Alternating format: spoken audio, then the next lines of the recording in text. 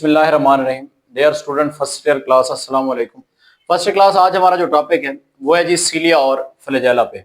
सबसे पहले ना हमने इसकी डिफाइन की बात करनी है कि सीलिया और फ्लैजेला क्या है।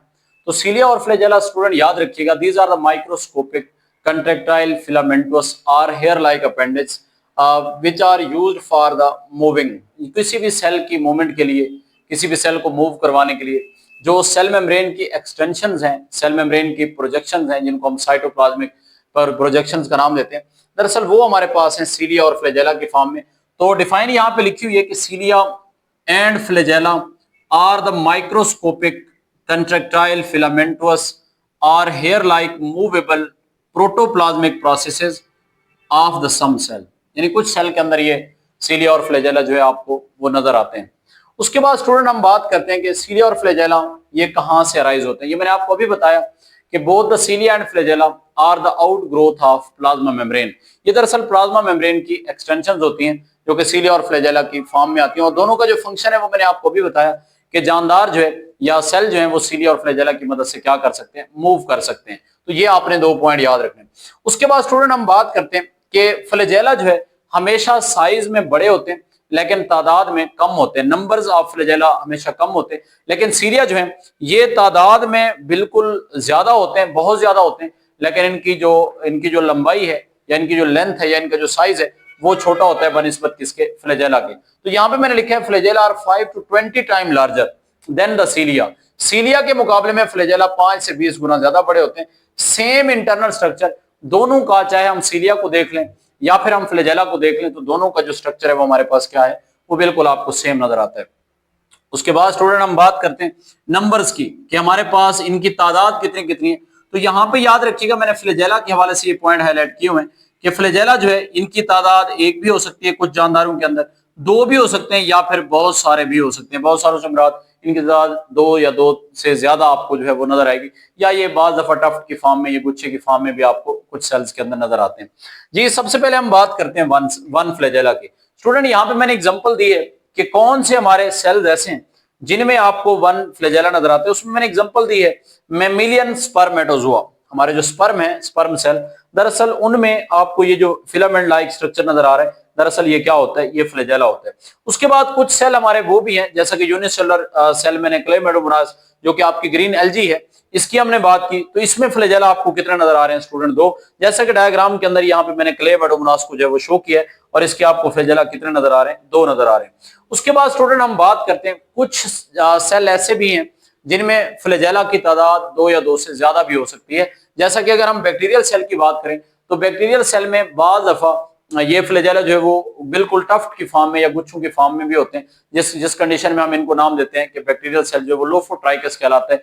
इसी तरह एम्फीट्राइकस बैक्टीरिया होते हैं, इसी तरह पेरीट्राइकस बैक्टीरिया होते हैं। तो ये स्टूडेंट आपने बैक्टीरिया के अंदर क्लासिफिकेशन, अगर आपने ये टॉपिक पढ़ा है क्लासिफिकेशन वाला, तो वहां पे बैक्टीरिया जो है वो फ्लैजेला की बिहाफ पे हमने उनको क्लासिफाई किया हुआ है कि कुछ बैक्टीरियल सेल ऐसे हैं जिनमें कोई फ्लैजेला नहीं होता, हम उनको नाम देते हैं एट्राइकस। कुछ बैक्टीरियल सेल ऐसे हैं जिनमें एक फ्लैजेला होते हैं, हम उनको मोनोट्राइकस का नाम देते हैं।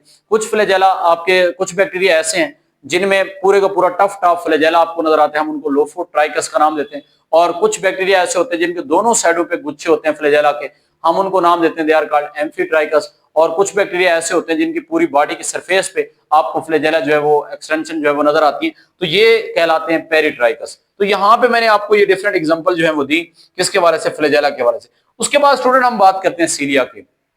सीलिया भी बिल्कुल हेयर लाइक प्रोजेक्शंस ही हैं, सेल मेम्ब्रेन की एक्सटेंशंस ही हैं, और इनकी तादाद जो है वो थाउजेंड में होती है। बिल्कुल साइज में ये छोटे होते हैं, माइक्रोस्कोपिक हैं, लेकिन इनकी तादाद कितनी यहाँ पे लिखी है, मैंने एग्जांपल दी, तकरीबन round about 3K to 14K। ये तकरीबन 3000 से लेकर 14,000 तक आपको ये नजर आ सकते हैं, जैसे कि मैंने एग्जांपल दी है। और एग्जांपल मैंने यहाँ पे दी है पैरामीशियम की। ये जो डायग्राम में आपको एग्जांपल नजर आ रही है पैरामीशियम की, और पैरामीशियम की सेल की एक्सटेंशन में आप सेल मेम्ब्रेन की एक्सटेंशन देखें, यहाँ वो आपको बहुत सारे हजारों में क्या नजर आ रहे हैं स्टूडेंट, आपको सीलिया नजर आ रहे हैं। और ये सीलिया दरअसल क्या करते हैं, इस तरह के यूनिसेलुलर जानदारों को वाटर के अंदर मूव करवाने के लिए ये मदद देते हैं।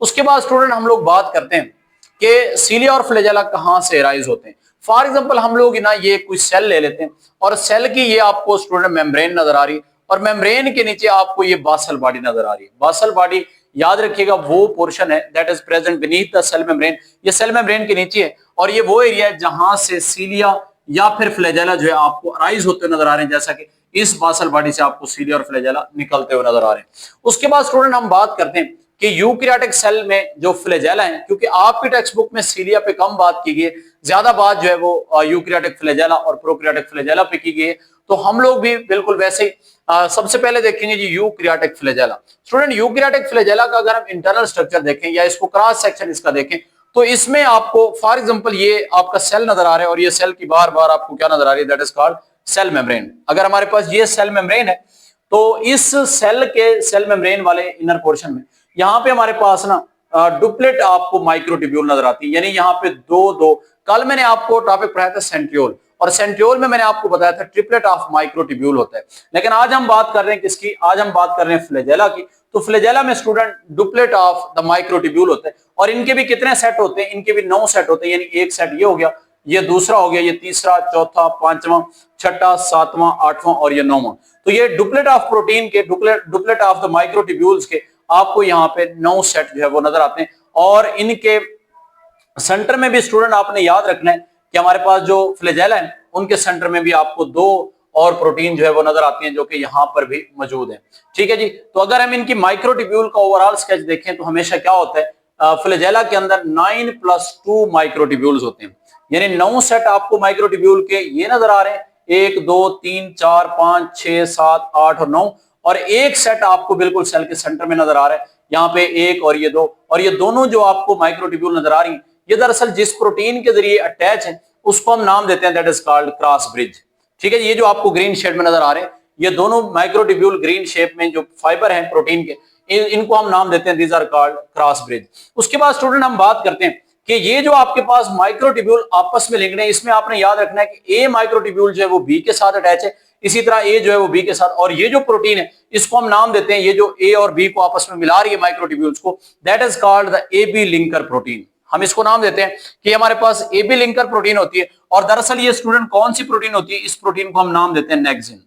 ये आपने याद रखना है कि ए बी लिंकर प्रोटीन को हम क्या नाम देते हैं, that is called the nexin. A B से क्या मुराद, एक माइक्रोट्यूब्यूल ए दूसरी बी, और इनको आपस में मिलाने के लिए जो प्रोटीन है इसको हम ए बी लिंकर प्रोटीन का नाम देते हैं। उसके बाद अगर हम लोग स्टूडेंट इस ए बी जो माइक्रोट्यूब्यूल है इनको यहाँ पे बाहर निकाल के देखें तो that is the duplet of the microtubule. ये दरअसल 2 माइक्रोट्यूब्यूल का डुप्लेट है, यानी यहाँ पे 2 माइक्रोट्यूब्यूल है और यहाँ पे आपको प्रोटीन के कुछ आर्म नजर आ रहे हैं, एक को हम इनर आर्म कहते हैं और एक को हम नाम देते हैं that is called outer arm. और ये स्टूडेंट याद रखिएगा ये जो इनर आउटर आर्म है ये दरअसल जिस प्रोटीन के बने होते हैं उसका नाम है 9N प्रोटीन। ठीक है, तो ये 9N प्रोटीन यहाँ पे आपको ये नजर आ रही है जो कि आपकी ए माइक्रोट्यूब्यूल के बाहर की तरफ आपको ये फाइबर या फिर ये आपको ये जो फिलामेंट्स निकले हुए नजर आ रहे हैं। क्लियर है यहाँ तक? तो ये आपने एक पॉइंट ये याद रखना है। उसके बाद स्टूडेंट हम लोग बात करते हैं इस सेंट्रल रीजन की। स्टूडेंट ये जो ब्लैक शेड में आपको ये सेंट्रल एरिया नजर आ रहा है इसको हम नाम देते हैं that is called central sheath. That is a central sheath जिसने इनर सेंट्रल माइक्रोट्यूब्यूल को जो है वो कवर किया हुआ है, ये आपके पास है सेंट्रल शीथ। इस सेंट्रल शीथ के अंदर ये 2 पड़ी हुई माइक्रोट्यूब्यूल और ये क्रॉस ब्रिज, ये इनको हम नाम देते हैं दैट इज कॉल्ड एक्सोनीम।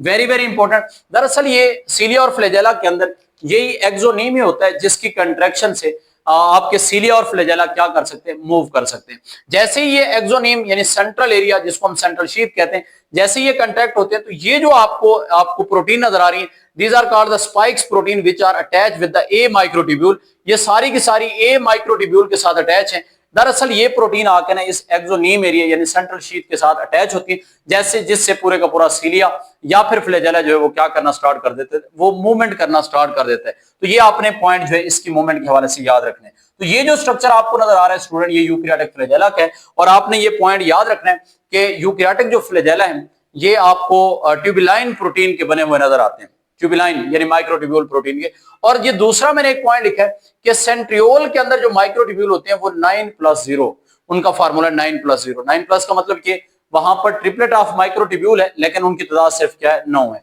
लेकिन जब हम बात करेंगे इस सीलिया की या फ्लैजेला की तो इनमें डुप्लेट ऑफ माइक्रोट्यूब्यूल है लेकिन 9 आपको ये ट्यूब्यूल बाहर माइक्रोट्यूब्यूल नजर आ रही है और 2 सेल के क्या है बिल्कुल सेंटर में नजर आ रही है, इस वजह से हम इनको 9+2 माइक्रोट्यूब्यूल कहते हैं in case of सीलिया and flagella. और इन केस ऑफ सेंट्रियोल जो है हम इसको नाम देते हैं 9+0 माइक्रोट्यूब्यूल। तो एक पॉइंट आपने ये भी याद रखना है। उसके बाद स्टूडेंट हम लोग बात करते हैं प्रोकैरियोटिक फ्लैजेला की। याद रखिएगा प्रोकैरियोटिक फ्लैजेला जो है, पहला पॉइंट कि eukaryotic flagella are made up of the tubulin protein and the prokaryotic flagella are made up of the flagellin protein. ये आपने एक डिफरेंस तो ये याद करना है। और उसके बाद हम आते हैं कि अगर हम लोग यूकैरियोटिक फ्लैजेला को देखें तो इसमें ये जो स्ट्रक्चर है स्टूडेंट, आपको लिपिड बाइलेयर का ये सेल मेम्ब्रेन नजर आ रही है, और सेल मेम्ब्रेन के अंदर एक पोर्शन जो है प्रोटीन जो है वो एम प्रोटीन यहाँ पे पड़ी हुई है। और उसके बाद ये जो आपको ब्लैक शेप में आपको ये नजर आ रहा है ब्लैक कलर के अंदर, हम इस एरिया को नाम देते हैं दैट इज कॉल्ड रॉड। ये रॉड एरिया है हमारा, और इस रॉड के ऊपर आपको 3 रिंग नजर आ रही है, एक ये ग्रीन में, एक ब्लू में, एक रेड में। ये जो आपका फर्स्ट रिंग है इसको हम एस रिंग का नाम दे रहे हैं। ये जो आपका सेकंड रिंग है ये इसको हम पी रिंग का नाम दे रहे हैं, और ये थर्ड एंड जो है इसको हम नाम दे रहे हैं that is called L ring. ये हमारे पास 3 रिंग है, एस, पी और एल रिंग। उसके बाद स्टूडेंट इस रॉड से आगे ये जो आपको ग्रीन एरिया यहां से लेकर यहां तक नजर आ रहा है इसको हम नाम देते हैं दैट इज कॉल्ड हुक। और हुक के बाद ये जो आपको रेड एरिया नजर आ रहा है दरअसल ये हमारा वो फिलामेंट है जो कि फ्लैजिलाइन प्रोटीन पर मुश्तमिल है, जिसको हम नाम देते हैं दैट इज कॉल्ड फ्लैजेला। तो स्टूडेंट आपने ये याद रखना है। और दूसरा पॉइंट आपको बताता चलूं कि हमारे पास ये एरिया, ये 3 रिंग जो हो गए और साथ ये एम प्रोटीन हो गई और साथ ये सेल मेम्ब्रेन, दरअसल ये एरिया कहलाता है बासल बॉडी, और बासल बॉडी से आगे ये हुक और फिलामेंट आपको या फ्लैजेला जो है आपको निकलते हुए नजर आते हैं। उसके बाद ये जो स्ट्रक्चर जिसमें आपको 3 रिंग जो है वो दिखाए गए, दरअसल ये एक बैक्टीरिया का है जिसको हम नाम देते हैं that is called gram negative bacteria. तो ग्राम नेगेटिव बैक्टीरिया के अंदर आपको ये रॉड के ऊपर जो रिंग नजर आएंगे वो 3, लेकिन अगर ग्राम पॉजिटिव बैक्टीरिया की बात करें तो वहां पे आपको ये 2 रिंग जो है वो नजर आते हैं। तो ये एक डिफरेंस आपने रिंग का भी याद रखना है कि ग्राम पॉजिटिव में रिंग कितने होते हैं और नेगेटिव में कितने होते हैं। तो ये आपके पास है जी किसके हवाले से, प्रोकैरियोटिक फ्लैजेला के हवाले से। और यूकैरियोटिक फ्लैजेला के हवाले से मैंने आपको बता दिया, ओवरऑल इनका फंक्शन बता दिया, ओवरऑल इसकी डिफाइन बता दी, नंबर तादाद बता दी। तो ये स्टूडेंट आपने इस टॉपिक को यहां तक कवर करना है। कल इंशाल्लाह जिंदगी रही तो हम लोग अपने नेक्स्ट टॉपिक की तरफ चलेंगे। आज के लिए इतना ही काफी है। अल्लाह हाफिज।